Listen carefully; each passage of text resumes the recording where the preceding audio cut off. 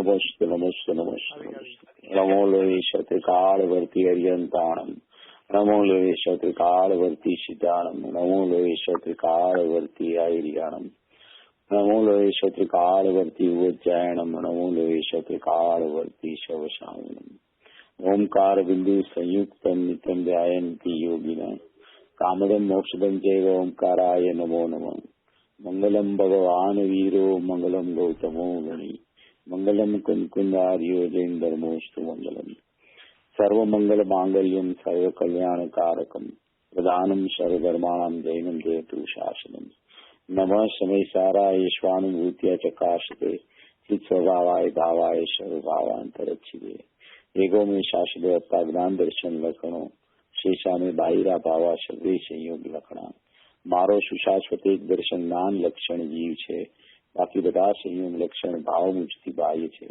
હું એક શુદ્ધ સદારૂપી જ્ઞાન દર્શન નહીં ખરે કહીને તે મારે જરી પરમાણુ માત્ર નથી હરે. જે જાણતો અરંતને ગુણ દ્રવ્યને પર્યાયપણે તે જીવ જાણે આત્મને તસ્મો પામે લય ખરે. નથી અપ્રમત કે પ્રમત નથી જે એક જ્ઞાયક ભાવ છે. એ રીત શુદ્ધ કથા એની જે જ્ઞાત તે તો તે જ છે. ગમ્યત્ર તેને જ્ઞાન નથી કારક નથી વેદ કરે. જાણે જે કર્મોદય નિર્ગરાદંડ તેમજ મોક્ષને ધ્રુવચલ ને અનુપમ ગતિ પામે જ સર્વે સિદ્ધ ને વંદી કહું સુત કેવડી કથિત આ સમય પ્રાપ્ત હો. તો સ્થાપ નિજને મોક્ષ પંથે જ્ઞાનુભવ તેને તેમાં જ નિત્ય વિહાર કર નહીં વિહર પર દ્રવ્યો વિશે. ઓમ શ્રી નમસ્તે નમસ્તે નમસ્તે. આપણે સૌ આજે પૂજ્ય ગુરુદેવ શ્રીના સમાધિ દિન નિમિત્તે જે સ્વાધ્યાય કરવાનો છે તે નિમિત્તે આપણે સ્વાધ્યાય આજે કરીશું. પૂજ્ય ગુરુદેવ શ્રીની જે 45 વર્ષની આધ્યાત્મિક સાધના છે એ આપણા માટે ખૂબ જ ઇમ્પોર્ટન્ટ છે.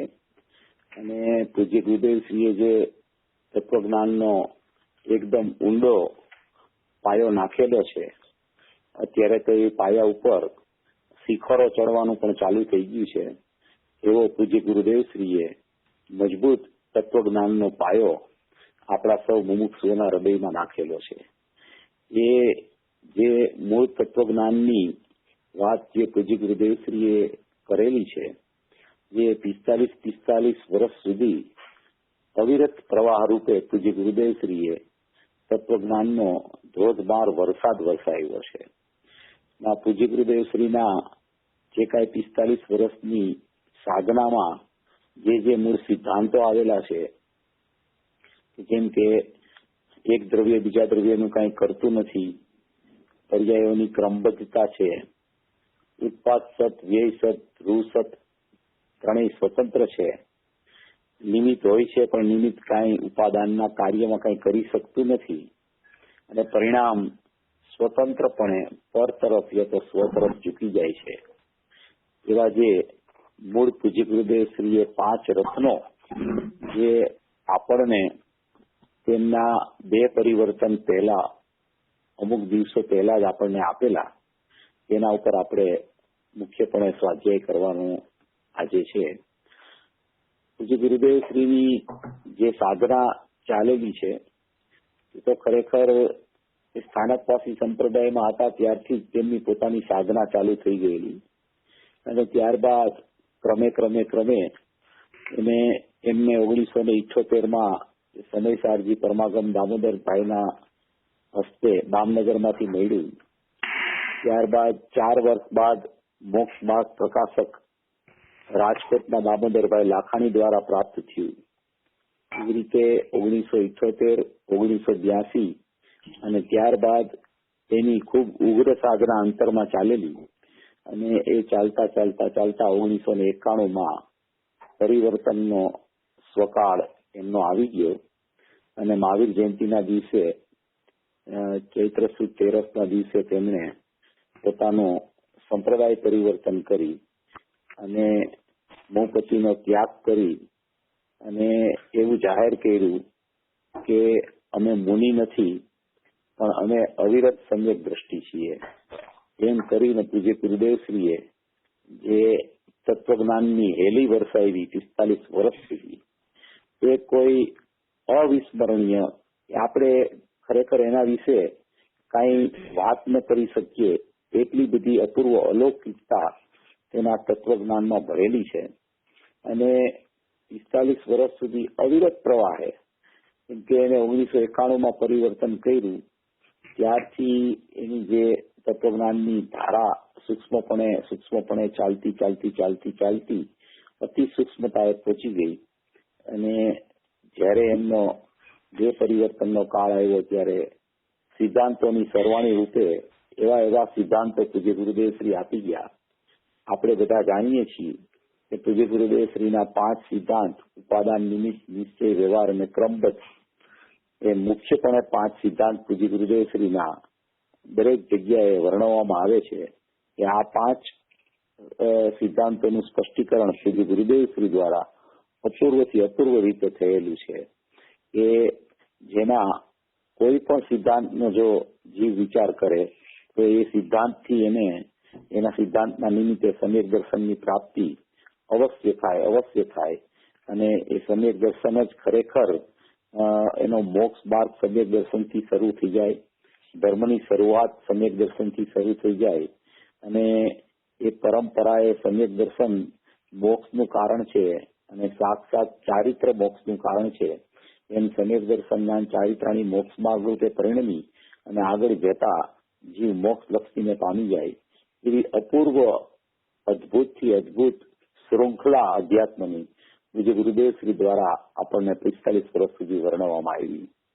અને એમાં જે પૂજ્ય ગુરુદેવ શ્રીનો સૌથી પહેલી વાત કે જ્યારે પરિવર્તન કર્યું ત્યારથી આ વાત પૂજ્ય ગુરુદેવ શ્રી ખાસ પેલો એનો સિદ્ધાંત કહેતા આવતા હતા કે એક દ્રવ્ય બીજા દ્રવ્યનું કાંઈ કરી શકતું નથી.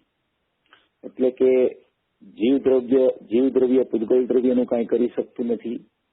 પૂતગલ દ્રવ્ય જીવ દ્રવ્યનું કાંઈ કરી શકતું નથી. જીવને પૂતગલને ગતિ કરાવવામાં નિમિત્તપણે ધર્માસ્તિકાય હોય, સ્થિતિ કરાવવામાં અધર્માસ્તિકાય હોય, કાળ વર્તના હેતુ તરીકે હોય કે અવગાહનની શક્તિ આકાશ આપતું હોવા છતાં એ બધા દ્રવ્યો પોતપોતાથી સત છે, પોતપોતાથી જ રહેલા છે. દરેક દ્રવ્ય પોતપોતાના ગુણ પર્યાયને ચૂંટતા હોય છે. કોઈ દ્રવ્ય એક દ્રવ્ય બીજા દ્રવ્યનું કાંઈ પણ જો કરવાને સમર્થ હોય તો ખરેખર 6 દ્રવ્ય જ ન રહીએ. અને એ દ્રવ્યો 6 દ્રવ્ય ન રહેતા એવું કોઈ દિવસ બની જ ન શકે અને મોટામાં મોટી અવ્યવસ્થા સર્જાઈ જાય. એટલે જે એક દ્રવ્ય બીજા દ્રવ્યનું કરતું નથી અને દરેક દ્રવ્ય પોતાના ગુણ પર્યાયોને ચૂંટે છે એ જે સિદ્ધાંત છે એમાં પૂજ્ય ગુરુદેવ શ્રી એવી વાત કરતા કે ભાઈ પેટ્રોલથી મોટર ચાલતી નથી, ટોપી માથાને અડતી નથી, કાન ઉપર ચશ્મા રહી શકતા નથી, થવણીના આધારે શાસ્ત્ર રહેતું નથી, પગ જમીનને સ્પર્શતો નથી. એમ દરેક પદાર્થની સ્વતંત્રતાની ઘોષણા પૂજ્ય ગુરુદેવ શ્રી એક દ્રવ્ય બીજા દ્રવ્યનું કંઈ કરી શકતું નથી એમાં કરતા હતા. એટલે કે દરેક દ્રવ્ય પોતાની ક્રિયાવતી શક્તિથી પરિણમે છે અને દરેક દ્રવ્યની દરેક પર્યાય ક્રમબદ્ધ હોય છે. એ પોતાની ક્રમબદ્ધતામાં જે સમયે જે પર્યાય જે ક્ષેત્રે જે વિધિથી જે દ્રવ્ય જે ક્ષેત્રે જે કાળે જે ભાવે જે નિમિત્તે જેમ થવાની હોય તેમ થાય છે. એને કોઈ ફેરવવા આ જગતમાં શક્તિમાન નથી. ઇન્દ્ર નરેન્દ્ર જીનેન્દ્ર સમર્થ નથી. જીનેન્દ્ર પરમાત્મા કેવડી પરમાત્મા પણ પોતાની કેવળ જ્ઞાનની પર્યાયને હોય અને સિદ્ધની પર્યાય હજી ન આવી હોય તો તેને નજીક નથી લઈ આવી શકતા. એટલી બધી પર્યાયની સ્વતંત્રતા છે. એટલી બધી એક દ્રવ્યની બીજા દ્રવ્યથી સ્વતંત્રતા છે. એક દ્રવ્યના દ્રવ્ય ગુણ પર્યાય પોતામાં રહેલા હોય છે, બીજા દ્રવ્યના દ્રવ્ય ગુણ પર્યાય તેનામાં રહેલા હોય છે. એકબીજાને કોઈ પણ પ્રકારનો સંબંધ ખરેખર થઈ શકતો નથી. જ્યારે પર્યાયની ચર્ચા કરવામાં આવે જીવની ત્યારે એને પૂતગલની પર્યાયની નિમિત્ત નૈમિતિકપણાની સાપેક્ષતાથી પણ વર્ણન કરવામાં આવે. એ સાપેક્ષતાથી વર્ણન જે નિમિત્ત નૈમિતિકથી કરવામાં આવે છે તે પણ ખરેખર વ્યવહાર છે. નિશ્ચયથી આપણે જોઈએ દરેક દ્રવ્યની દરેક પર્યાય એ કોઈ બીજા દ્રવ્યની કોઈ પર્યાયને ચૂમતી નથી, કોઈ દ્રવ્ય બીજા દ્રવ્યની પર્યાયને પણ અડતું નથી, એક દ્રવ્ય બીજા દ્રવ્યનું કંઈ કરી શકતું નથી. એવું એક દ્રવ્ય અને બીજું દ્રવ્ય બે પોતપોતાથી એકબીજાના અકર્તા સ્વભાવે રહેલા છે. ક્યાંય પણ એક દ્રવ્યનું કરતાપણું બીજા દ્રવ્યના કરતાપણે કદી પણ લાગુ પડી શકતું નથી, કારણ કે એવી કોઈ વ્યવસ્થા જ નથી. નહીં તો જગતમાં 6 દ્રવ્યનો જ ખરેખર અસ્તિત્વ ન રહે. એક દ્રવ્ય બીજા દ્રવ્યનું કંઈક કરી શકતું હોય તો દ્રવ્યનો નાશ થઈ જાય બીજા દ્રવ્યનો, અથવા તો એક દ્રવ્ય બીજા દ્રવ્ય સાથે જો ભળી જતું હોય તો બે દ્રવ્યની સિદ્ધિ ન થાય. અનાદિ અનંત જગતમાં 6 દ્રવ્યોથી ભરેલો લોક છે, એ ક્યારેય પણ એમાંથી કોઈ દ્રવ્યની બાદબાકી નથી થઈ શકતી કે કોઈ નવું દ્રવ્ય એમાં ઉમેરાઈ નથી શકતું. એટલે એક દ્રવ્ય બીજા દ્રવ્યનું કદી પણ કંઈ કરી શકે એવી જગતમાં કોઈ વ્યવસ્થા નથી.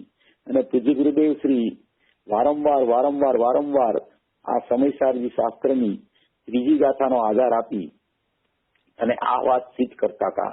એક દ્રવ્ય બીજા દ્રવ્યનું કાંઈ કરી શકતું નથી.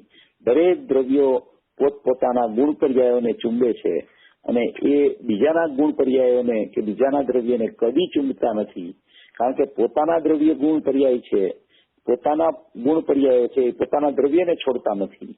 એમ બીજું દ્રવ્ય પૂતગલ છે, એના ગુણ પર્યાયો એના પૂતગલ દ્રવ્યને છોડતા નથી.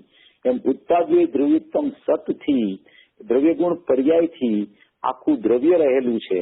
એટલે એક દ્રવ્ય બીજા દ્રવ્યને કંઈક કરી શકે એવી કોઈ વ્યવસ્થા ખરેખર છે જ નહીં. નૈમિતિક સંબંધથી જયારે સમજાવવામાં આવે ત્યારે પણ એક દ્રવ્યના સંયોગમાં બીજું દ્રવ્ય છે, એક ક્ષેત્રાવગાહે બીજું દ્રવ્ય છે, એવી સ્થિતિનું જ્ઞાન કરાવવા માટે નૈમિતિક સંબંધથી ચર્ચાઓ શાસ્ત્રોમાં પણ આવે છે, જે ગુરુદેવશ્રીએ પણ કરેલી છે. પણ ખરેખર જોઈએ તો ગુરુદેવે જે ચર્ચા એક દ્રવ્ય બીજા દ્રવ્યનું કંઈ કરી શકતું નથી એમાં કરેલી છે, એમાં તો એક જીવ દ્રવ્યને પૂતગલ દ્રવ્યથી જુદું પાડીને જીવ દ્રવ્યની ચર્ચા કરેલી છે કે જીવ દ્રવ્યના ગુણ પર્યાયો જીવ દ્રવ્યમાં છે, પૂતગલના ગુણ પર્યાયો પૂતગલમાં છે. એકબીજાને કાંઈ પણ સંબંધ ખરેખર થઈ શકતો નથી. કોઈ પણ દ્રવ્યની પર્યાય હોય તો એ દ્રવ્યની પર્યાય એ વિશેષ કહેવાય અને દ્રવ્ય છે એને સામાન્ય કહેવાય. સામાન્ય વિના વિશેષ ન હોય અને વિશેષ વગર સામાન્ય ન હોય. જો બીજા દ્રવ્યની પર્યાય કોઈ જીવ દ્રવ્ય પૂતગલ દ્રવ્યની પર્યાયનું કરતા બની જાય તો પછી પૂતગલ દ્રવ્ય છે એની પર્યાયો છે, એનું દ્રવ્ય ત્યાં શું કરે? જો જીવ દ્રવ્ય પૂતગલની પર્યાયનું કરતા બની જાય, પૂતગલ દ્રવ્યનું કરતા બની જાય, તો પૂતગલ દ્રવ્યમાં દ્રવ્ય ગુણ પર્યાય છે, તો એનું દ્રવ્ય છે, એના ગુણ છે, એની પર્યાય છે, એનું શું થાય? એટલે જીવ દ્રવ્ય જો અહીંથી પૂતગલ દ્રવ્યનું કાંઈ પણ કરવા જાય તો જીવ દ્રવ્યના ગુણ પર્યાયોનું શું થાય? માટે ખરેખર જે એનું વર્તુળ છે, જે એની મર્યાદા છે, એ દ્રવ્ય ગુણ પર્યાયની મર્યાદા પ્રમાણના દ્રવ્યની છે. એ પ્રમાણના દ્રવ્યમાં દ્રવ્ય ગુણ પર્યાયની ક્યારેય પણ કોઈ પણ સ્થિતિમાં એમાંથી કોઈ પણ વસ્તુનો અભાવ નથી થઈ શકતો. દ્રવ્ય ગુણ પર્યાય સ્વરૂપ વસ્તુ છે આખી, એવું એક દ્રવ્ય છે. એવા જીવ પૂતગલ ધર્મ આકાશકાળ 6 દ્રવ્યો એવા છે કે જે દ્રવ્યોમાં દ્રવ્ય ગુણ પર્યાય પોતપોતાના પોતાથી સમાયેલા છે અને તે પરિણામનો કરતા તે દ્રવ્ય છે. જેમ કે જીવના પરિણામનો કરતા જીવ દ્રવ્ય છે, પૂતગલના પરિણામનો કરતા પૂતગલ દ્રવ્ય છે. જો એમાંથી કોઈ પણ એક દ્રવ્યનો કરતા બીજું દ્રવ્ય થવા જાય તો જે જીવ દ્રવ્યના પરિણામ હોય એ જીવ દ્રવ્યના પરિણામને કોણ કરે, એ કેવી રીતે થાય? એ સામાન્યનું વિશેષ છે, તો એના સામાન્ય વગર તો એનું વિશેષ ન હોઈ શકે. પૂતગલના સામાન્ય વગર પૂતગલની પર્યાયનું વિશેષ ન હોઈ શકે. માટે સામાન્ય વિશેષાત્મક આખી પ્રમાણના દ્રવ્યની વસ્તુ વ્યવસ્થા છે. એવી રીતે પૂતગલમાં પણ સામાન્ય વિશેષાત્મક પ્રમાણના દ્રવ્યની વ્યવસ્થા છે. અને પ્રમાણના દ્રવ્યને સિદ્ધ કરવું હોય ત્યારે તે દ્રવ્યની પર્યાયનું તે જ દ્રવ્ય કરતા છે એવો વ્યવહાર કહેવામાં આવે. ખરેખર તો એક દ્રવ્ય બીજા દ્રવ્યનો કરતા તો છે જ નહીં, પણ જીવ દ્રવ્ય પૂતગલ દ્રવ્યનો કરતા તો છે નહીં, પૂતગલ દ્રવ્યના પરિણામનો કરતા છે નહીં, પણ ખરેખર જીવ દ્રવ્ય પોતાના પરિણામનો પણ નિશ્ચયથી કરતા નથી. એવો જયારે જીવને ખ્યાલ આવે છે ત્યારે ખરેખર પરિણામ ઉપરથી દ્રષ્ટિ ઉઠીને દ્રવ્ય ઉપર ચાલી જાય છે. આ એક દ્રવ્ય બીજા દ્રવ્યનું કરતું નથી કરી શકતું નથી. એમાં મૂળભૂતમાં એ સિદ્ધાંત સિદ્ધ કરવો છે કે પરદ્રવ્ય તરફથી તારી દ્રષ્ટિ છૂટી જાય અને તું અને સ્વદ્રવ્યમાં આવ તો સ્વદ્રવ્યમાં તારા દ્રવ્ય ગુણ પર્યાય છે, પરદ્રવ્યમાં પરના દ્રવ્ય ગુણ પર્યાય છે, એમ તારા જીવ દ્રવ્યમાં તારા દ્રવ્ય ગુણ પર્યાય છે. એમાં તું આવી જા તો ત્યાં તને સામાન્ય વિશેષાત્મક વસ્તુ દેખાશે અને પરથી તારું લક્ષ છૂટી જશે. જેમ છઠ્ઠી ગાથા સમયસારજી શાસ્ત્રની છે, એ સમયસારજી શાસ્ત્રની છઠ્ઠી ગાથામાં પેલા પેરેગ્રાફમાં એક ખૂબ સુંદર ચર્ચા આવી છે. એમાં આચાર્ય ભગવાને એવું કીધું છે, બહુ સુંદર વાત. પૂજ્ય ગુરુદેવ શ્રી આના ઉપર વારંવાર ઘણી વખત આ વાતનું કોટેશન પણ આપે છે અને ઘણી વખત આની ચર્ચા પણ પૂજ્ય ગુરુદેવ શ્રી ખૂબ જ સુંદર રીતે કરતા હોય છે. પૂજ્ય ગુરુદેવ શ્રી એમાં પેલા પેરેગ્રાફની જે છેલ્લી 2 લીટી છે એમાં ખૂબ જ સુંદર વાત આવી છે. એમાં એમ આવ્યું છે કે જ્ઞાયક ભાવથી જળ ભાવરૂપ તે જીવ દ્રવ્ય થતું નથી, તેથી તે પ્રમત પણ નથી અને અપ્રમત પણ નથી. પછી એનો જે સિદ્ધાંત આપ્યો કે તે જ સમસ્ત અન્ય દ્રવ્યોના ભાવોથી, અન્ય દ્રવ્યના ભાવો એટલે કર્મના ભાવો, પૂતગલના ભાવો, તે જ સમસ્ત એટલે કે જીવ છે એ સમસ્ત અન્ય દ્રવ્યોના ભાવોથી એટલે પૂતગલ દ્રવ્યના ભાવોથી, કર્મના ભાવોથી ભિન્નપણે ઉપાસવામાં આવતો શુદ્ધ કહેવાય છે. આ એક દ્રવ્યથી બીજા દ્રવ્યની ભિન્નતાનો પ્રકાર છઠ્ઠી ગાથામાં જ્યાં પ્રમત અપ્રમત પોતાની પર્યાયમાં થતા ભાવો છે, 1 થી 6 ગુણસ્થાન સુધીની પ્રમત દશા અને 7 થી 14 ગુણસ્થાન સુધીની અપ્રમત દશા, એવી પોતાના પર્યાય ભાવો નથી, અપ્રમત કે પ્રમત નથી, એવા પોતાના દ્રવ્યના પોતાના પર્યાય ભાવો એનાથી ભિન્નતા બતાવવા માટે આચાર્ય ભગવાને એવું કથન મૂક્યું કે તે જ સમસ્ત એટલે કે જીવ દ્રવ્ય સિવાયના સમસ્ત પૂતગલ ધર્મ આકાશકાર તે જ સમસ્ત અન્ય દ્રવ્યોના ભાવોથી, તે જ સમસ્ત અન્ય દ્રવ્ય એટલે જીવ દ્રવ્ય સિવાયના અન્ય દ્રવ્યો, પૂતગલ ધર્મ આકાશકાર તે જ સમસ્ત અન્ય દ્રવ્યોના ભાવોથી ભિન્નપણે એટલે કે એ 5 દ્રવ્યોથી જીવ દ્રવ્ય ભિન્નપણું છે એનું એમ ઉપાસના કરવામાં આવતો શુદ્ધ કહેવાય છે. હવે ઉપાસવામાં આવતો શુદ્ધ કહેવાય છે. એ ઉપાસવામાં આવતો એટલે કે પોતાની પર્યાયમાં, જીવની પર્યાયમાં ઉપાસના કોની થાય તો કે જીવ તત્વની ઉપાસના થાય. જીવની પર્યાય વિશેષ છે, એ વિશેષ પર્યાયમાં જીવ દ્રવ્ય છે, ત્રિકાળી તત્વ છે, શુદ્ધ આત્મ તત્વ છે, તેની ઉપાસના પર્યાયમાં અપરિણામીની થાય, પર્યાયમાં દ્રવ્યની થાય, ત્યારે એને શુદ્ધ કહેવાય છે. પણ એની ભિન્નપણે ઉપાસનું થાય ક્યારે કે સમસ્ત અન્ય દ્રવ્યોના ભાવોથી, સમસ્ત અન્ય દ્રવ્યના ભાવો એટલે એક દ્રવ્ય બીજા દ્રવ્યનું કાંઈ કરી શકતું નથી. એ સિદ્ધાંત આમાં લાગુ પડે છે કે સમસ્ત અન્ય દ્રવ્યોના જે ભાવો છે એનાથી જ્યાં પેલા એ ભિન્ન પડી જાય, એક દ્રવ્ય બીજા દ્રવ્યનું કાંઈ કરી શકતું નથી, પૂતગલ દ્રવ્યના ભાવ જીવ દ્રવ્યનું કાંઈ કરી શકતા નથી, જીવ દ્રવ્યના ભાવ પૂતગલ દ્રવ્યનું કાંઈ કરી શકતા નથી, એવું જ્યાં સમસ્ત અન્ય દ્રવ્ય એટલે કે જીવ દ્રવ્યથી સમસ્ત અન્ય દ્રવ્ય પ્રમત અને અપ્રમત દશાઓ આત્મામાં નથી, એવો સિદ્ધાંત એને પેલામાં પેલા ક્યારે લાગુ પડી શકે? નથી અપ્રમત કે પ્રમત નથી, સમસ્ત પર્યાયોથી પાર જીવ તત્વ રહેલું છે, ત્રિકાળી તત્વ રહેલું છે, ધ્રુવ તત્વ રહેલું છે, અખંડ તત્વ રહેલું છે, અપરિણામી શુદ્ધ ભાવ, પરમ પરિણામિક ભાવ લક્ષણે લક્ષિત એવું જે ત્રિકાળી દ્રવ્ય એમાં પ્રમત અપ્રમત દશાઓ નથી, એવું ક્યારે સિદ્ધ થાય કે જ્યારે જીવ પોતે સમસ્ત અન્ય દ્રવ્ય એટલે પૂતગલ ધર્મ અધર્મ આકાશકાર, પૂતગલમાં રહેલા કર્મના ઉદયરૂપ ભાવો તેનાથી પણ ભિન્નપણે જયારે પોતાના ચૈતન્ય તત્વની ઉપાસના પોતાની પર્યાયમાં થાય ત્યારે તેને ખરેખર શુદ્ધ કહેવામાં આવે છે. એમ અહીંયા છઠ્ઠી ગાથાના પેલા પેરેગ્રાફની છેલ્લી લીટીમાં પણ આચાર્ય ભગવાને આ વાત લીધી છે.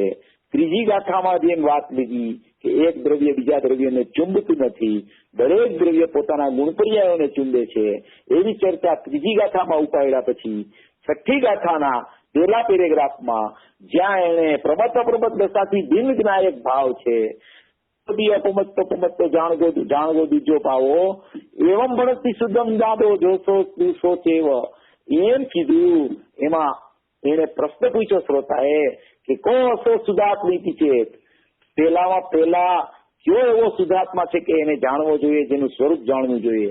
એવી ચર્ચા જ્યાં છઠ્ઠી ગાથામાં ઉપાડી ત્યારે આચાર્ય ભગવાને પ્રમત અપ્રમત થી જુદા ભાવો કહી અને એ કેવી રીતે શુદ્ધ એને કહેવામાં આવે છે એમાં પણ આ સિદ્ધાંત લાગુ પાડ્યો કે સમસ્ત અન્ય દ્રવ્યના ભાવોથી ભીમપણે પોતાના ચૈતન્ય તત્વની ઉપાસના પર્યાયમાં થાય ત્યારે સમસ્ત અન્ય દ્રવ્યોથી જુદો પડે.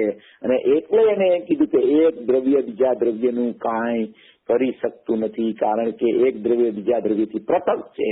એટલે એને ચૈતન્ય તત્વને ભીમપણે જ્યાં પોતાની પર્યાયમાં ઉપાસે ત્યાં જ ખરેખર શુદ્ધતા એને લાગુ પડે છે. એમ આ એક દ્રવ્ય બીજા દ્રવ્યનું કંઈ કરી શકતું નથી. એ સિદ્ધાંત એટલો અપૂર્વ છે, એટલો મહત્વનો છે કે આપણે એને કોઈ પણ જગ્યાએ એપ્લાય કરીએ. જેમ કે પૂજ્ય ગુરુદેવશ્રી છે, પૂજ્ય ગુરુદેવશ્રીની વાણી 45 વર્ષ સુધી ધોધમાર થઈ રહી, બધા મુમુક્ષુ જીવોએ સાંભળી. એમ અનંત વાર જીવ તીર્થંકરની સભામાં ગયો, સમોસરણમાં ગયો, સમોસરણમાં દિવ્યધ્વનિનું રસપાન એને અનંત વાર કર્યું, છતાં પણ જીવ સમ્યક દર્શનની પ્રાપ્તિ ન કરી શક્યો. એનો અર્થ જ એમ છે કે એક દ્રવ્ય બીજા દ્રવ્યનું કાંઈ કરી શકતું નથી. ગમે તેવું ઉત્કૃષ્ટમાં ઉત્કૃષ્ટ નિમિત્ત હોય એની પાસે, છતાં પણ પોતે પુરુષાર્થથી પોતાના ચૈતન્ય તત્વમાં અહમ જ્યાં સુધી ન કરે ત્યાં સુધી નિમિત્ત નિયમથી અકિંચિત કરીએ છે. નિયમ કાંઈ કરી શકતું નથી. અને પોતાના ચૈતન્ય તત્વનું એ ઉપાસના કરે, અહમ કરે, ત્યારે પણ નિમિત્ત તો અકિંચિત કરેલ હોય છે, પણ ત્યાં એ પ્રકારનું બાહ્યમાં નિમિત્ત હોય છે, એનું જ્ઞાન કરાવવામાં આવે છે. નિમિત્ત કાંઈ કરી શકતું નથી એવું નિમિત્ત આવે માટે અહીંયા કાંઈ ઉપાદાનની યોગ્યતાની જાગૃતિ થઈ જાય એવું નથી. પોતાના ઉપાદાનની યોગ્યતાની જાગૃતિ થવાનો સ્વકાળ આવે, એના સત્કારક એની પર્યાયમાં પરિણમન રૂપે સ્વકાળે આવવાનો સ્વકાળ જાગી જાય, એના કરતા કર્મ કરણ સંપ્રદાન ઉપાદાન અધિકરણની યોગ્યતા પાકી જાય, ત્યારે ખરેખર એ યોગ્યતામાં એવું જ પરિણમન શુદ્ધપણે આવવાનો સ્વકાળ હોય, એવું શુદ્ધપણે પરિણમન જ્યાં એની પર્યાયમાં સ્વતંત્રપણે પ્રગટ થાય, ત્યાં સામે બાહ્યમાં એવું ઉત્કૃષ્ટમાં ઉત્કૃષ્ટ નિમિત્તની હાજરી હોય અને હોય જ. અને એ સમયે કર્મનો અનુદય પણ નિમિત્તપણે હોય. એમ કહેવાય કે ત્યારે એમ કહેવામાં આવે કે બાહ્યમાં આવું નિમિત્ત એને નિમિત્તની હાજરી હોય છે, પણ નિમિત્ત કાંઈ કરી શકતું નથી. એમ આ એક દ્રવ્ય બીજા દ્રવ્યનું કાંઈ પણ કરી શકતું નથી એ સિદ્ધાંત જે જીવને બેસી જાય છે, એ જીવની દ્રષ્ટિ, એ જીવની નજર, એ જીવનું જ્ઞાન પરદ્રવ્ય તરફથી વ્યાવૃત થઈ જાય છે. પરદ્રવ્ય તરફથી વ્યાવૃત થાય છે તો એ ઉપયોગ છે, એ શ્રદ્ધાનું પરિણમન છે કે ઉપયોગરૂપ જ્ઞાનનું પરિણમન છે. એ પરદ્રવ્યથી વ્યાવૃત થાય ત્યાં તેને જવા માટેનો રસ્તો એક ત્રિકાળી સ્વદ્રવ્ય જ છે. અને ત્યાં જ્યાં પરદ્રવ્યથી, પરદ્રવ્યના ભાવોથી અને પરદ્રવ્યથી જ્યાં જે જુદો પડે છે, જે ત્યાં જ ખરેખર એની દ્રષ્ટિ અને એનું જ્ઞાન સ્વદ્રવ્ય તરફ વળી જાય છે. અને એ સ્વદ્રવ્યની ઉપાસના કરે છે ત્યાં જ એની પર્યાયમાં શુદ્ધતાનો જન્મ થાય છે. અને એ શુદ્ધતાનો જે જન્મ થાય છે એ શુદ્ધતાનો જન્મ પણ ખરેખર ક્રમબદ્ધમાં હોય છે, ખરેખર એની યોગ્યતામાં હોય છે, ખરેખર એના સત્કારકના પરિણમનમાં હોય છે. એ ક્રમ નિયમિત, એ બધી પર્યાયો એના ગુણોમાં પારિણામિક ભાવે ગૂંથાયેલી પડેલી છે.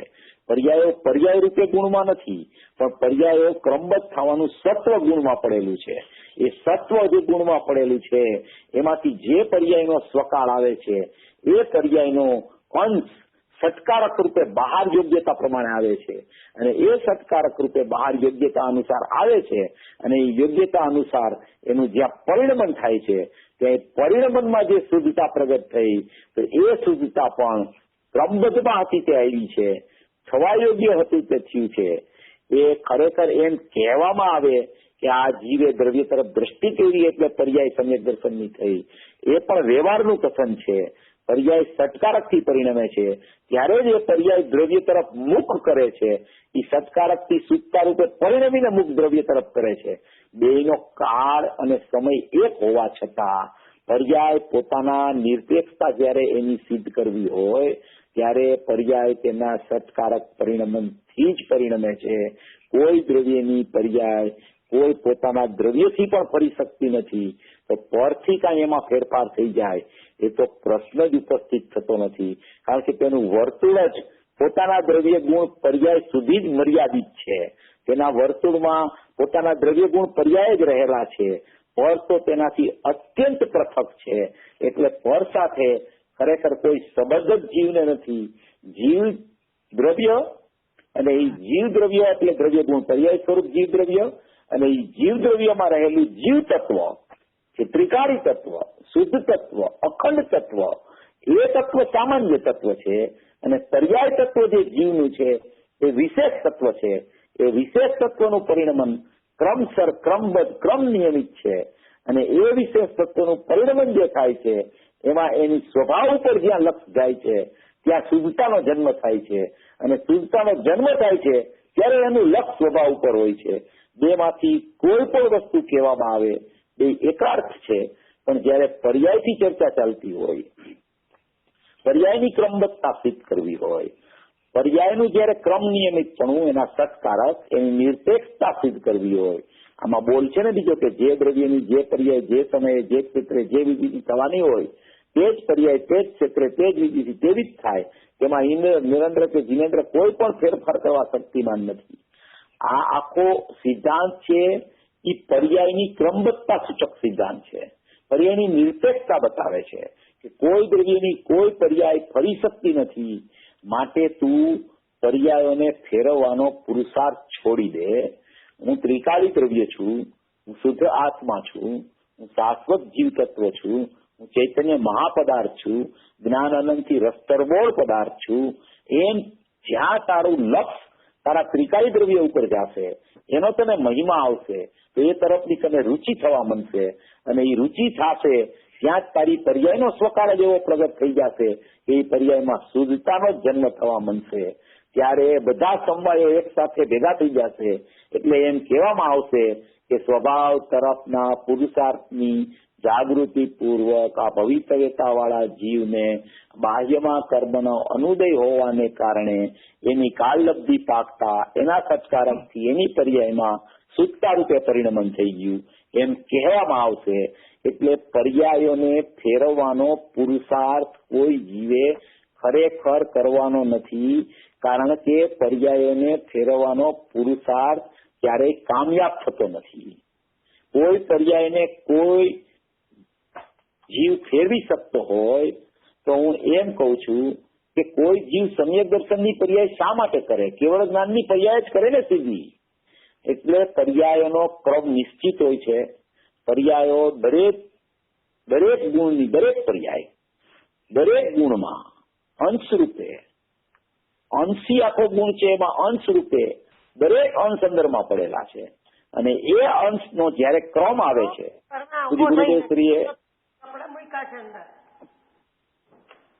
પૂજ્ય ગુરુદેવશ્રીએ પ્રવચન સારમાં આ વાત માળાના દ્રષ્ટાંતથી કરેલી છે કે 108 માળાના મણકા હોય તો એમાં કોઈ મણકો એકબીજાથી ફરી શકતો નથી. જે નંબર ઉપર જે મણકો હોય એ નંબર ઉપર જ એ મણકો રહે છે અને ત્યારે એનું દ્રષ્ટાંત આપી અને પૂજ્ય ગુરુદેવશ્રીએ ક્રમબદ્ધ પર્યાય સિદ્ધ કરેલી કે ક્રમબદ્ધ પર્યાયમાં એમ હોય છે કે જે દ્રવ્યની જે પર્યાય જે ક્ષેત્રે જે કાળે જે ભવે જે નિમિત્તે જે વિધિથી જેમ થવાની હોય તેમ જ થાય. જેમ મણકાનો ક્રમ ફરતો નથી, આડા અવળો ક્રમ કોઈ ન કરી શકે. 4 નંબર પછી 5 નંબરનો જ ક્રમ આવે, 5 નંબર પછી 6 નંબરનો જ ક્રમ આવે. એમ જે દ્રવ્યની જે પર્યાય જે ગુણની જે થવાની હોય એ ગુણમાં પારિણામિક ભાવે યોગ્યતા રૂપે શક્તિ રૂપ અત્યારે વર્તમાનમાં પડેલી છે. વ્યક્ત થાય એ વ્યક્ત થઈ એ તો અંદર શક્તિમાંથી વ્યક્ત થઈ છે. હવે એ કઈ પર્યાયને ફેરવી શકે? અનાદિકાળથી અનંતકાળ સુધીની પ્રત્યેક પર્યાયો પ્રત્યેક ગુણની જે તે ગુણમાં એના અનુસ્યુતિથી બંધાયેલી પડેલી છે. અંદરમાં પર્યાયો અંદર ગુણમાં પર્યાય રૂપે નથી પડી, વ્યક્ત થાય ત્યારે પર્યાય એનું નામ પડે છે, પણ અંદરમાં એવું એનું સતનું સત્વપણું અંદરમાં અંશ રૂપે પડેલું છે. આખો ગુણ અંશી છે અને એ અંશીના અનંત અંશો છે. એ અનંત અંશો છે એ અનાદિ અનંત છે. એ રીતે અનાદિ અનંત જેટલા અંશો છે એટલી પર્યાયો છે અને એ અંશો યોગ્યતા અનુસાર ક્રમસર પ્રગટ થયા કરે છે અને એ ક્રમસર પ્રગટતા થઈ અને એનું જે પરિણમન થયું એને ખરેખર પર્યાય કહેવામાં આવે છે. એ પર્યાય ચાહે તો શુદ્ધ પરિણમો કે પર્યાય ચાહે તો અશુદ્ધ પરિણમો એની ક્ષણિક ઉપાદાનગત યોગ્યતાથી પરિણમે છે, યા તો ક્ષણિક શુદ્ધ ઉપાદાનથી પરિણમે યા તો ક્ષણિક અશુદ્ધ ઉપાદાનથી પરિણમે. તેનું કોઈ કરતા જગતમાં નથી. પરદ્રવ્ય તો સ્વદ્રવ્યની પર્યાયનો કરતા નથી, પણ સ્વદ્રવ્ય પણ સ્વદ્રવ્યની પર્યાયનો કરતા નથી. સ્વદ્રવ્ય પણ સ્વદ્રવ્યની પર્યાયને ફેરવવા સમર્થ નથી. એવી વસ્તુની વ્યવસ્થા છે. આખું દ્રવ્ય છે એ સામાન્ય વિશેષાત્મક છે અને સામાન્ય છે એ વિશેષ વગરનો હોય, વિશેષ છે તે સામાન્ય વગરનો હોય, પણ સામાન્યને કારણે વિશેષ છે એવું નથી. માટે પર્યાયોની ક્રમબદ્ધતા ષટકારકથી થાય છે. સામાન્યને કારણે જો પર્યાય થતી હોય તો પર્યાયમાં અશુદ્ધતા જ કદી ન આવે, કારણ કે સામાન્ય શુદ્ધ છે તો એની પર્યાયમાં પ્રત્યેક સમયે શુદ્ધતા જ આવવી જોઈએ. માટે પર્યાય પોતાના ષટકારકથી પરિણમે છે. જે પર્યાય જે વિધિથી જેમ થવાની હોય તેમ જ થાય છે. પર્યાયમાં અશુદ્ધતાનો જન્મ થાય છે તે પોતાના ષટકારકથી થાય છે. શુદ્ધતાનો જન્મ પણ ષટકારકથી થાય છે. શુદ્ધતા પણ એને દ્રવ્ય આપી શકતું નથી. જો દ્રવ્ય એને શુદ્ધતા આપી શકતું હોય, દ્રવ્યને કારણે એમાં જો શુદ્ધતા આવી હોય તો દ્રવ્ય તો અનાદિનું છે, પ્રથમથી જ છે. કેમ પર્યાયમાં અશુદ્ધતા આવે છે એ ઉપરથી સાબિત થાય છે કે દ્રવ્ય છે એ પણ પોતાની પર્યાયનો કરતા નથી. દરેક દ્રવ્યની પર્યાય ક્રમબદ્ધ ક્રમસર જે પ્રકારની એની યોગ્યતા હોય તે પ્રકારે ષટકારકથી પરિણમે છે. ના તો દ્રવ્યમાં એની પર્યાયોની અશુદ્ધતા પ્રગટવાનું કોઈ કારણ છે કે ના તો દ્રવ્ય એનો અશુદ્ધતા પ્રગટ કરવાનો કરતા છે. અરે શુદ્ધતા પ્રગટ કરવાનો કરતા પણ નથી અને શુદ્ધતા પ્રગટ કરવા માટેનું કારણપણું પણ નથી. કારણપણું પણ એને ક્યારે કહેવાય છે? ત્રિકાળી દ્રવ્ય તો અકારણ છે. એ પર્યાયનું કારણ બનવા પોતે નથી જતું. ત્રિકાળી દ્રવ્ય પર્યાય એને કારણ બનાવે છે ત્યારે એ પર્યાયમાં છે ને કાર્ય શુદ્ધની પ્રગટતા થાય છે. દ્રવ્ય તો પ્રથમથી અકારણ પરમાત્મા છે. એ કોઈનું કારણ પણ નથી બનતું, કોઈનો કર્તા પણ નથી બનતું. પર્યાય પોતાના ષટકારકથી પરિણમે છે ત્યારે પર્યાયનું કારણ જ પર્યાય છે, પર્યાયનો કર્તા જ પર્યાય છે. પણ જયારે એ પર્યાયમાં શુદ્ધતા પ્રગટ થઈ તો શું કહેવામાં આવે કે પર્યાયે દ્રવ્યને કારણ બનાવ્યું માટે એની પર્યાયમાં શુદ્ધતા પ્રગટ થઈ. ત્યારે એ દ્રવ્યનું નામ કારણ પરમાત્મા પડે છે. બાકી ખરેખર તો એ પોતે અકારણ પરમાત્મા છે. આવી રીતે અકારણ પરમાત્મા અને કારણ પરમાત્મા બે આ રીતે સિદ્ધ થાય છે. પણ એ સિદ્ધ કેવી રીતે થાય કે પર્યાય પેલામાં પેલા નિરપેક્ષ છે, પર્યાય ક્રમબદ્ધ છે, પર્યાય થવા યોગ્ય થાય છે, પર્યાયનો કોઈ કરતા નથી, પર્યાયનું કોઈ કારણ નથી.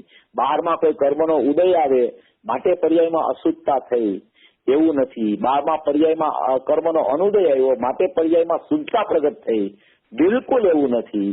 નિમિત્ત નૈમિતિક સંબંધથી એવું વર્ણન આવે પણ એ તો નિમિત્તમાં આવી પ્રક્રિયા થઈ એવું જ્ઞાન કરાવવા માટે અહીંયા વાત કરવામાં આવે છે.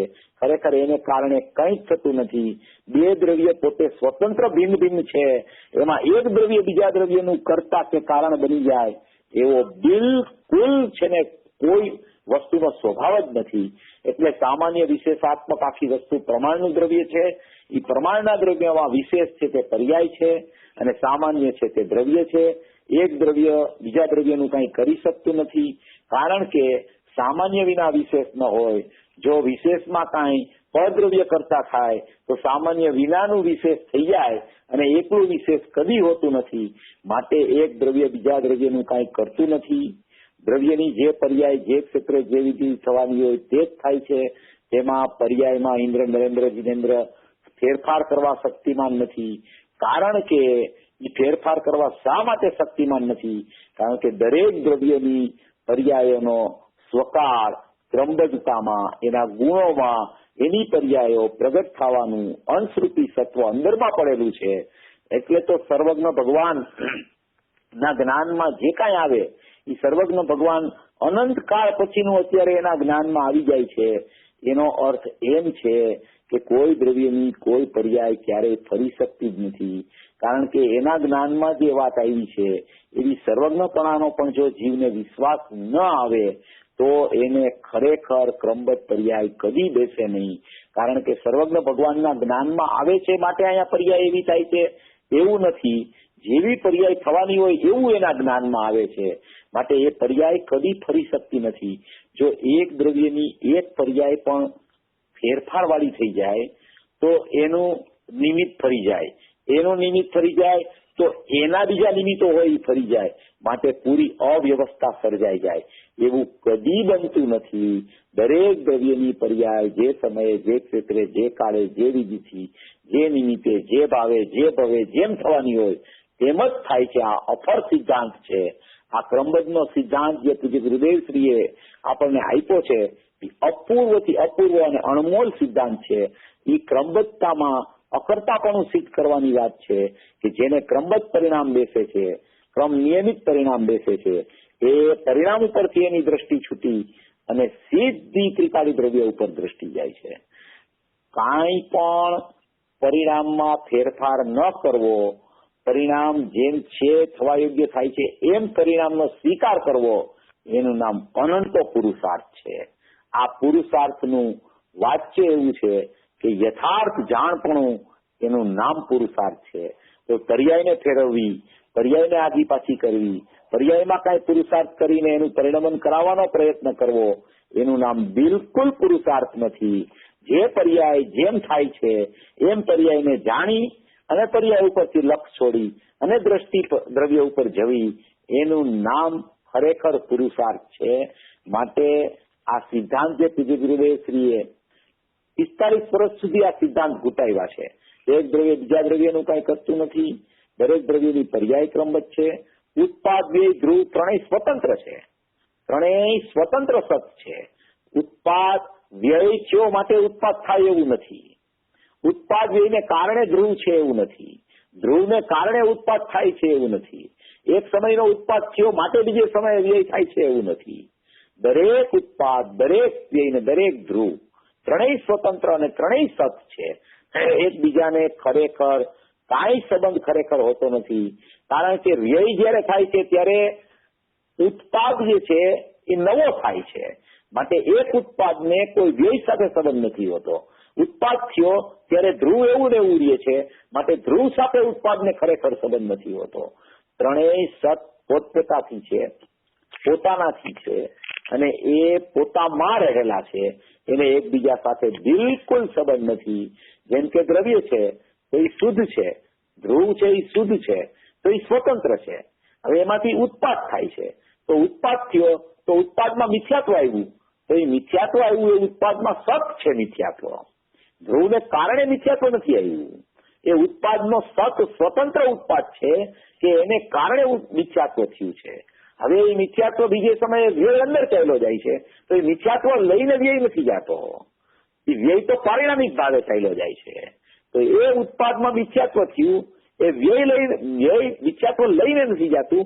માટે વ્યય પણ સત છે. અને ઉત્પાદ સત છે તો બીજે સમયે વ્યય પણ સત છે.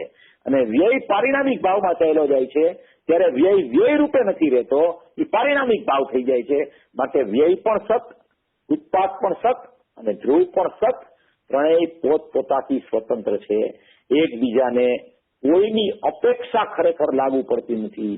એવું ઉત્પાદ, વ્યય, ધ્રુવયુક્તમ સત અને સ્વતંત્રપણું પ્રવચનસારની ગાથાઓમાં ખૂબ સતપણું વર્ણવ્યું છે. દ્રવ્ય સત, ગુણ સત, પર્યાય સત, ઉત્પાદ સત, વ્યય સત, ધ્રુવ સત, બધું સત. આ સતનો વિસ્તાર છે. દરેક જગ્યાએ સતપણું રહેલું છે. જ્યાં કોઈ પણ પદાર્થને સતથી જોવે છે તો એ નિરપેક્ષતા સૂચક હોય છે. એને કોઈની સાપેક્ષતા લાગુ નથી પડતી. સત હોય છે, સ્વતંત્ર હોય છે, એ હંમેશા નિરપેક્ષ હોય છે. સ્વતંત્ર હોય છે, એ પરાધીન નથી હોતું. એ કદી પણ કોઈની અપેક્ષા નથી રાખતું. એ હંમેશા અહેતુક હોય છે. એટલે સત છે, ઉત્પાદ સત, વ્યય સત, ધ્રુવ સત, ત્રણેય સ્વતંત્ર સત છે. એકબીજાને કોઈની અપેક્ષા ખરેખર હોતી નથી. જેમ જયારે તમે ઉત્પાદ, વ્યય, ધ્રુવ ને જ્યારે વિચારમાં લ્યો તો ઉત્પાદમાં જયારે મિથ્યાત્વ આવ્યું તો ધ્રુવનું કારણ એમાં લાગુ પડતું નથી, ધ્રુવને કારણે મિથ્યાત્વ આવતું નથી, ધ્રુવ એનો કરતા નથી મિથ્યાત્વનો, કારણ કે એમાં મિથ્યાત્વ નથી. અને પર્યાયમાં ઉત્પાદમાં મિથ્યાત્વ આવ્યું તો એ સતરૂપે આવ્યું છે, એનો કોઈ કરતા છે નહીં.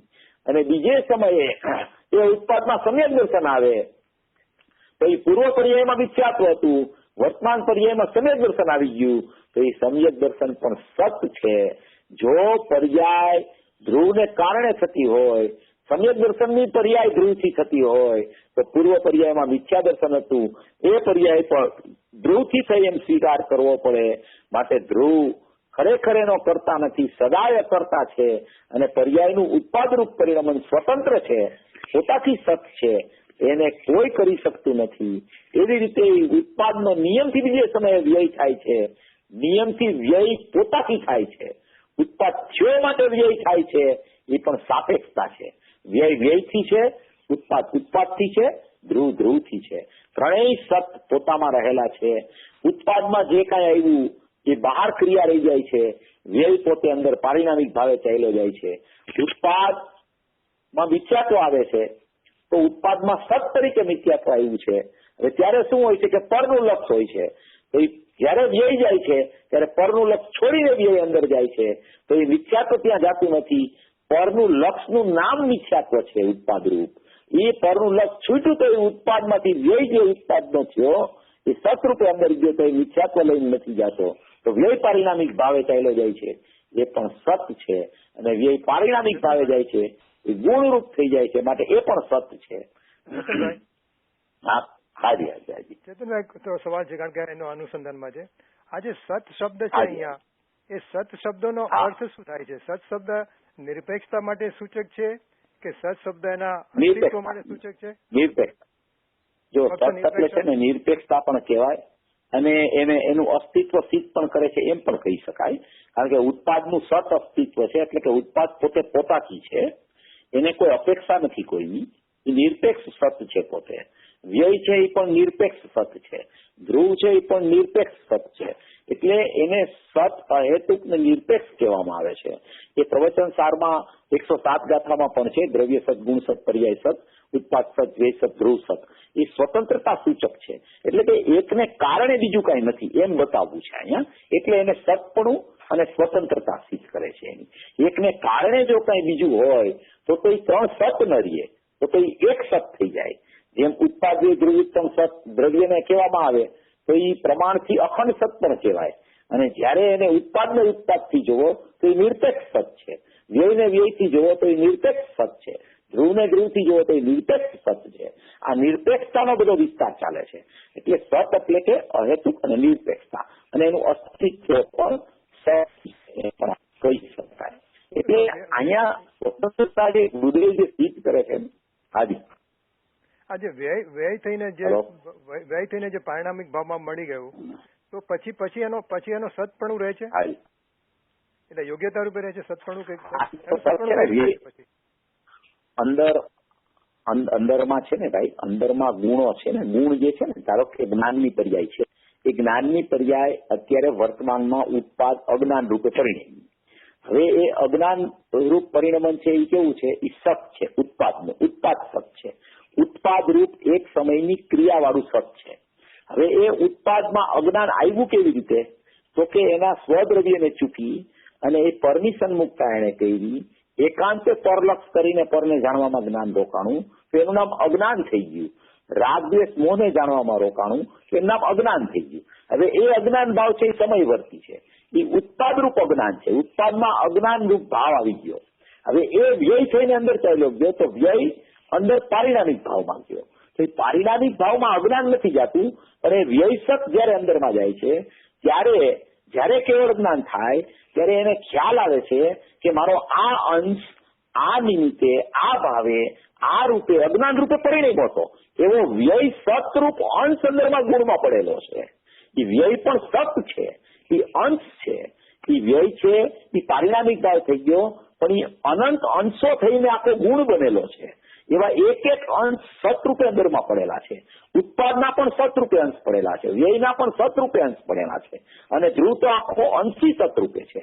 એ વ્યય છે એ પારિણામિક ભાવે જાય છે, એ 12માં ઉત્પાદ હતો એમાંથી કઈ લઈને નથી જતો, પણ એ વ્યયનો જે અંશ અંદર જાય છે એ વ્યયના અંશમાં એ વ્યય કયા ઉત્પાદ રૂપે પરિણમેલો વ્યય છે એવું જ્ઞાન રહી જાય છે એમાં. અને એ જ્ઞાન ખ્યાલમાં જયારે એને આવે છે ત્યારે એને ખબર પડે છે કે મારા આટલા આટલા આટલા આટલા અંશો આ રૂપે પરિણમ્યા હતા. જે મહાવીર ભગવાનનો આત્મા છે એ મરીચીના ભવમાં હતો, ત્યાર પછી જેટલા ભવ થયા એ બધા ભવોની પર્યાયો એની વ્યય રૂપે અંદર પારિણામિક ભાવે પડેલી હતી. તો એ મહાવીર ભગવાનના કેવળ જ્ઞાનનો જયારે એનો અંદર કેવળ જ્ઞાનનો પ્રગટ રૂપ અવસ્થા થઈ, એ કેવળ જ્ઞાનમાં બધું ઝડપી ગયું કે આટલા આટલા આટલા આટલા આટલા ભવ મારા પૂર્વે થયા ને એવી રીતે વ્યય રૂપ પારિણામિક ભાવ અંદરમાં પડેલો છે. એ વ્યય છે એ નાશ નથી થતો, ઉત્પાદનો વ્યય થાય છે, એનો ભાવ નાશ પામી જાય છે. ઉત્પાદ છે એ તો વ્યય છે, ઉત્પાદ સત છે, વ્યય સત છે, ધ્રુવ સત છે. એ નાશવાન છે એ કહેવામાં આવે છે એ તો ઉત્પાદમાં અજ્ઞાન ભાવ છે, એ અજ્ઞાન ભાવ નાશવાન છે. એ અપેક્ષાએ ઉત્પાદને નાશવાન કીધો, વ્યયને નાશવાન કીધો, પર્યાયને નાશવાન કીધી. પણ ખરેખર ઉત્પાદનો તો વ્યય થાય છે. ઉત્પાદ સત છે તો એનો વ્યય પણ સત છે, એ સત અંદરમાં સમાય છે. એવું ઉત્પાદ ધ્રુવિતમ સત સ્વતંત્ર આખું છે. એમ કહેવાનો આશય છે ગુરુદેવનો. એમ કહેવા માંગે છે કે જે ભાવ તો ચાલ્યો ગયો પણ વ્યય ચાલ્યો નથી જતો, વ્યય તો પારિણામિક ભાવે થઈ જાય છે. એમ ઉત્પાદ ધ્રુવિતમ સત સ્વતંત્ર સત એનું અસ્તિત્વ કાયમ રહે છે, એ અસ્તિત્વ ચાલ્યું નથી જતું એમ કહેવા માંગે છે.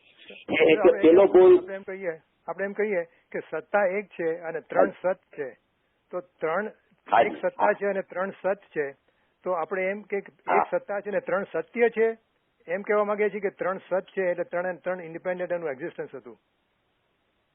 ઇન્ડિપેન્ડન્ટ એનું એક્ઝિસ્ટન્સ છે, ઇન્ડિપેન્ડન્ટ એનું એક્ઝિસ્ટન્સ છે. એવું ઉત્પાદ સત, વ્યય સત, ધ્રુવ સત ઇન્ડિપેન્ડન્ટ છે, એનું અસ્તિત્વ જ અલગ અલગ છે. જે અલગ અલગ અસ્તિત્વ ન હોય ને તો ખરેખર શું થાય કે પર્યાય અને દ્રવ્ય એવા ભાગ જ ન પડી શકે, ઉત્પાદ, વ્યય અને ધ્રુવ એવા નામ જ ન પડી શકે. એ અસ્તિત્વ જ એનું અલગ અલગ છે. એને તો એક દ્રવ્યની સત્તા તરીકે ઉત્પાદ ધ્રુવિતમ સત જીવ પ્રમાણનું દ્રવ્ય સિદ્ધ કરવા માટે કહેવામાં આવે છે. બીજા દ્રવ્યથી જુદું પાડવા માટે ઉત્પાદ ધ્રુવિતમ સત આખો જીવ છે એમ કહેવામાં આવે છે. ત્યારે જીવમાં ને જીવમાં તમે અંદર સંશોધન કરો તો ઉત્પાદનું સત જુદું છે, વ્યયનું સત જુદું છે, ધ્રુવનું સત જુદું છે. એમ 3 સત અસ્તિત્વ રૂપે પોતે પોતાથી રહેલા છે. એમ અહીંયા આચાર્ય ભગવાનની ગુરુદેવ એમ સિદ્ધ કરવા માંગે છે. એટલે આ બધો સતનો વિસ્તાર છે. એમ ગુરુદેવ ઘણી વાર પ્રવચનમાં કહે છે ને કે આ બધો સતનો વિસ્તાર છે, સતનો વિસ્તાર છે, સતનો વિસ્તાર છે. એમ ઉત્પાદ ધ્રુવ બધું સત સિદ્ધ કરે છે. આપણો ટાઈમ થઈ ગયો છે 1 કલાક. એટલે હા, એટલે હવે મને એમ છે આપણે આવતીકાલે લેશું, જે કાંઈ આપણો આવતીકાલે પ્રોગ્રામ છે ને એમાં બીજા બાકીના 2 બોલ અને સર્વાંગી આ લઈ લેશું આપણે.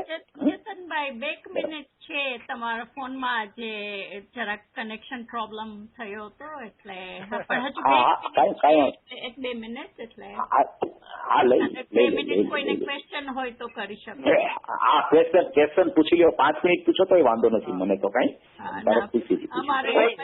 ચેતનભાઈ જય જીનેન્દ્ર. જય જીનેન્દ્ર. જય જીનેન્દ્ર. હા, મારે એમ પૂછ્યું હતું કે ઉત્પાદ વ્યય ધ્રુવ ત્રણેય સ્વતંત્ર છે, પર્યાય સ્વતંત્ર, દ્રવ્ય સ્વતંત્ર અને એનો જે વ્યય છે એ પણ સ્વતંત્ર. હવે ત્રણેયની સ્વતંત્રતા છે, દ્રવ્ય પર્યાયમાં કઈ દેતું મુકતું નથી, પર્યાય ને દ્રવ્યમાંથી કઈ લેવું નથી, એવી પર્યાયની સ્વતંત્રતા છે. તો શાસ્ત્રોમાં ઠામ તારા ત્રિકાળી દ્રવ્યનો આશ્રય લે, તારા ત્રિકાળી દ્રવ્યનો અનુભવ કર, એવો ઉપદેશ તો પર્યાયને દેવામાં આવે છે. તો એવું કેમ કહેવામાં આવે છે? ચેતનભાઈ સોરી, ટાઈમ થઈ ગયો છે, હેમંતભાઈ આવી ગયા છે, પણ આનો આન્સર કાલે આપણે કાલે ચાલો ચેતનભાઈ, જય જીનેન્દ્ર.